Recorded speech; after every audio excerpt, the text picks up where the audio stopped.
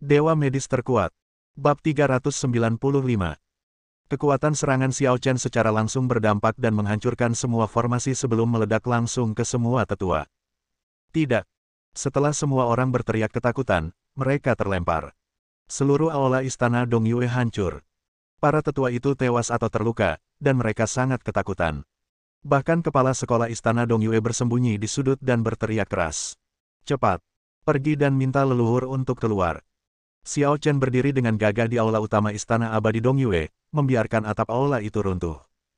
Dia mengangkat kepalanya dan matanya bergerak sedikit, dan cahaya tajam langsung memotong seluruh atap aula. Ledakan. Setelah ledakan keras itu, serpihan-serpihan puing yang tak terhitung jumlahnya berjatuhan keras, menimbulkan korban yang tak terhitung jumlahnya. Para tetua berteriak dan bersembunyi. Mereka yang bertemu Xiao Chen dibunuh tanpa kecuali. Mereka bahkan tidak punya kesempatan untuk bersembunyi. Ketika Xiao Chen tengah asyik membunuh dengan gembira, tiba-tiba terdengar suara gemuruh dari gunung belakang istana abadi Dongyue. Siapa kau, bocah kecil?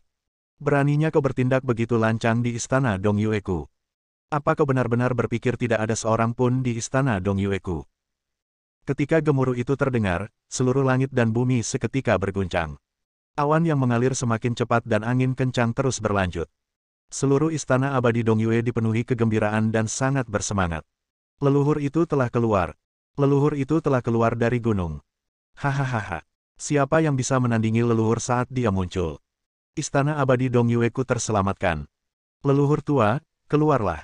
Akhir dari bocah duniawi itu akhirnya tiba. Hahaha.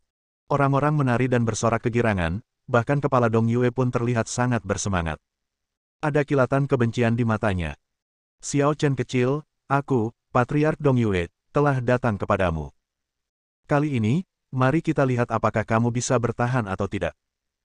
Begitu suara itu terucap, tekanan yang luar biasa tiba-tiba turun, menekan dari udara tipis, dan batu-batu pecah yang tak terhitung jumlahnya berubah menjadi bubuk di tempat. Seorang lelaki tua dengan rambut dan janggut putih berdiri dengan gagah di udara, menatap Xiao Chen di bawah sinar matahari yang cerah. Tatapan pembunuh di matanya menyebabkan suhu udara turun tajam, sungguh tak tertahankan. Energi spiritual langit dan bumi di sekitarnya terus bergejolak dan menderu bersama angin disertai amarahnya. Semua murid Dongyue di bawah berlutut di tanah sambil menangis dan sangat gembira. Patriark Dongyue yang legendaris, akhirnya muncul. Tentu saja, leluhur ini bukanlah leluhur Dongyue yang sebenarnya, tetapi orang yang memiliki kultivasi tertinggi dan kekuatan terkuat di Dongyue dalam beberapa ratus tahun terakhir. Tapi tak peduli apa, kekuatannya cukup untuk membuat orang berdiri kagum. Dikabarkan bahwa leluhur itu telah mencapai tingkat ke-8 alam Dewa Super. Ketika dia mengangkat tangannya, awan dan matahari terhalang, dan ketika dia bertepuk tangan, bumi berguncang dan gunung-gunung bergetar. Dia benar-benar pembangkit tenaga listrik puncak. 100 tahun yang lalu, di konferensi seni bela diri, leluhur Dongyue saya, dengan bakatnya yang luar biasa, mengalahkan beberapa master, dan akhirnya, ia bahkan memenangkan hati seorang biarawati terkenal dari istana MA. Jika bukan karena dedikasi leluhur saya dalam kultivasi, Dongyue kita bahkan bisa menjadi kerabat MA. Leluhur tua, Anda benar-benar teladan bagi generasi kita. Setiap orang harus menjadikan Anda sebagai tujuan hidup mereka, bekerja keras, dan berusaha untuk membawa kejayaan bagi Dongyue sesegera mungkin. Leluhur. Pada saat ini, saya tidak tahu berapa banyak orang yang mengepalkan tangan mereka, mata mereka penuh dengan kerinduan dan tekad, menatap lurus ke arah sosok di langit. Perlakukan dia sebagai keyakinan dan tujuan hidup Anda. Orang yang kuat tidak akan pernah kekurangan orang yang percaya. Xiao Chen meletakkan tangannya di belakang punggungnya dan menatap orang lain. Matanya penuh dengan sikap acuh tak acuh dan dia tidak peduli sama sekali. Patriark Dongyue mendengus dingin, dan auranya meledak, yang sebenarnya menyebabkan jejak murka dari langit. Kepala sekte Dongyue gemetar dan berkata, 100 tahun yang lalu, kekuatan leluhur telah mencapai tingkat ke-5 dari alam Dewa Super. Sekarang, kekuatan leluhur telah naik beberapa tingkat. Saya khawatir dia telah mencapai tingkat ke-7 dari alam Dewa Super. Alam Dewa Super tingkat 7. His. Begitu kekuatan seseorang mencapai alam Dewa Super, sangat sulit untuk meningkatkannya lagi. Kekuatan di atas alam Dewa Super adalah alam mitos. Setelah menerobos alam dewa, seseorang dapat bertahan hidup di alam semesta dalam waktu singkat. Setelah menerobos ke alam mitologi, bepergian antar beberapa planet semudah mengambil sesuatu dari tas. Meskipun sang leluhur belum mencapai alam mitologi, ia hanya berjarak 3 alam kecil dari sana. Nenek moyang kita sekarang hanya berusia beberapa ratus tahun, dan ia masih dapat berlatih selama 100 atau 200 tahun lagi. Menerobos dunia mitologi jelas bukan masalah. Inilah sebabnya mengapa semua orang gemetar. Namun Patriark Dong Yue tersenyum tipis. Xiao Linzi, kamu salah. Aku sudah memasuki level ke-7 alam Dewa Super 30 tahun yang lalu, dan sekarang aku sudah mencapai level ke-8 alam Dewa Super. Apa? Ketika kata-kata ini diucapkan, semua orang yang hadir terkejut. Alam Dewa Super tingkat 8, bukankah itu berarti masih ada 2 alam kecil lagi dari alam mitologi? Ya Tuhan, kekuatan leluhur ini pasti cukup untuk mencapai tingkat mitos. Pada saat ini, kekaguman penonton terhadap Patriark Dong Yue mencapai puncaknya. Leluhur, Anda memang layak menjadi leluhur. Dia sebenarnya telah berkultivasi hingga tingkat ke-8 alam Dewa Super. Dalam kasus ini, Xiao Chen ditakdirkan mati. Tanda seru. Semua orang tidak dapat menahan tawa, dan menatap mata Xiao Chen, mereka tidak dapat menahan cibiran. Xiao Chen, Xiao Chen, kamu datang ke istana Dong Yueku untuk membuat masalah, tetapi kamu tidak menyangka akan menemui hal seperti ini, kan? Sekarang, kau telah bunuh diri. Hahaha. Leluhur tua, bocah ini membobol gerbang gunungku, menghancurkan istana abadiku, dan membunuh para tetua serta murid-muridku. Jangan biarkan dia pergi. Nenek moyang Dong Yue tersenyum bangga. Jangan khawatir, hari ini, dengan adanya aku di sini, anak ini tidak akan bisa melarikan diri. Setelah mengatakan ini, dia mendengus lagi dan berkata kepada Xiao Chen. Dasar bocah nakal, terimalah jurus ini dari leluhurku. Begitu dia selesai berbicara, dia menjentikkan jarinya dan seberkas cahaya perak melesat langsung ke tempat Xiao Chen berdiri. Cahaya perak itu bagaikan bola meriam, meledak dengan dahsyat di tubuh Xiao Chen, langsung menyelimuti Xiao Chen dan area dalam radius beberapa ribu meter. Ledakan. Kilatan cahaya putih, kekuatan guntur, menghancurkan segalanya. Debu dan asap menghalangi cahaya, dan orang-orang hanya bisa melihat badai pasir. Semua orang gembira dan merayakan. Leluhur itu perkasa. Leluhur itu perkasa. Leluhur tua itu juga sedikit mengangkat sudut mulutnya. Melawan istana Dong Yueku sama saja dengan mencari kematian. Namun, saat hembusan angin gunung bertiup, debu pun menghilang, dan sosok Xiao Chen muncul di hadapan semua orang dengan utuh lagi. Apa? Jantung semua orang tiba-tiba membeku, seolah-olah seseorang telah mencengkeram mereka dengan keras.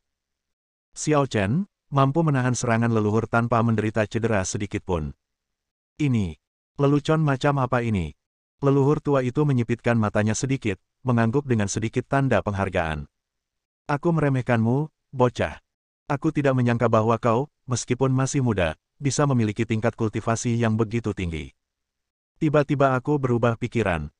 Mengingat bakatmu yang luar biasa, aku bersedia memberimu kesempatan untuk menjadi muridku yang terakhir. Bagaimana menurutmu? Bab 396.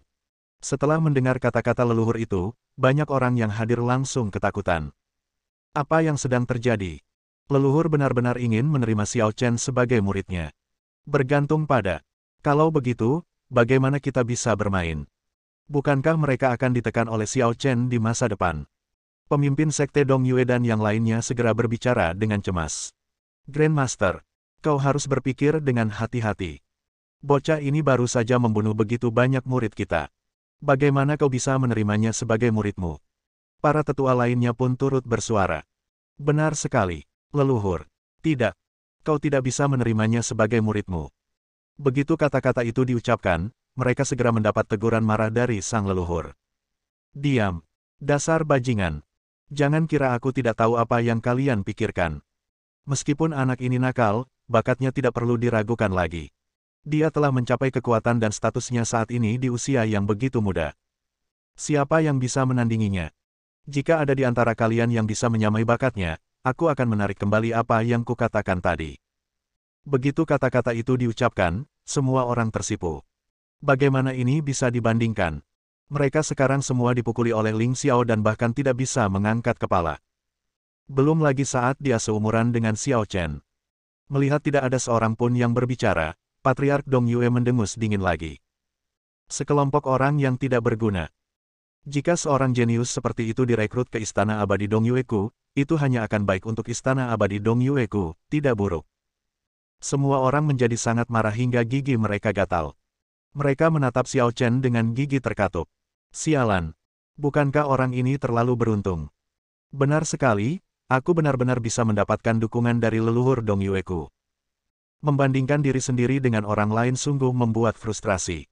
Semua orang begitu cemburu, dengki, dan penuh kebencian hingga ekstrim.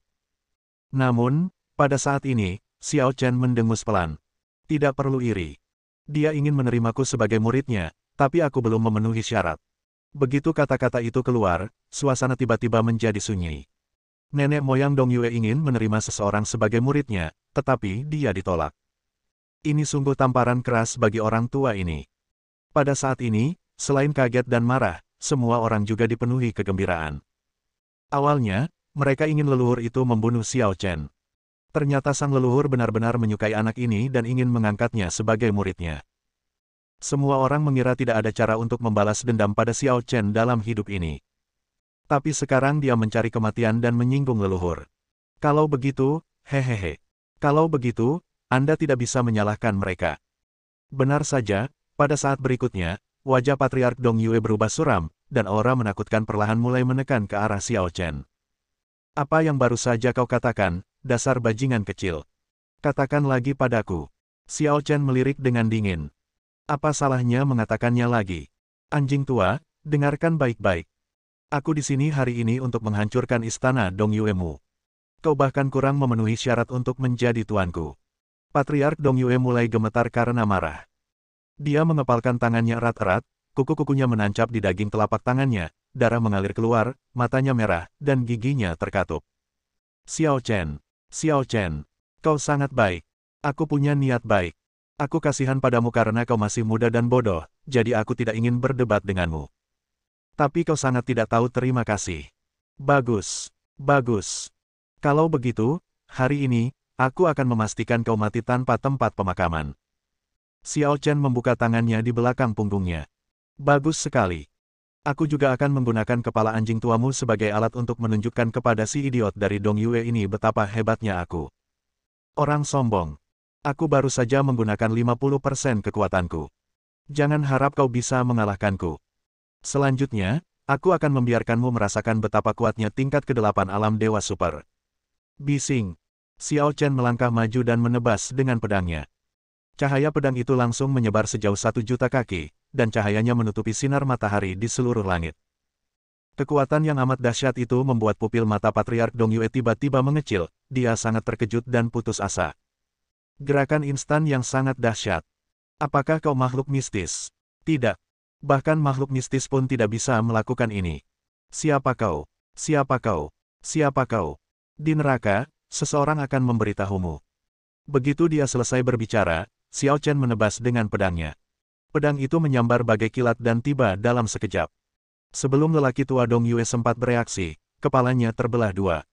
Segera setelah itu, tubuh dengan kekuatan dewa super tingkat ke-8 langsung ditelan oleh cahaya pedang dan menghilang tanpa jejak, bahkan tidak ada abu yang tersisa. Pada saat ini, semua orang di Istana Abadi Dongyue berteriak putus asa. Tidak, leluhur. Mata banyak orang semerah darah.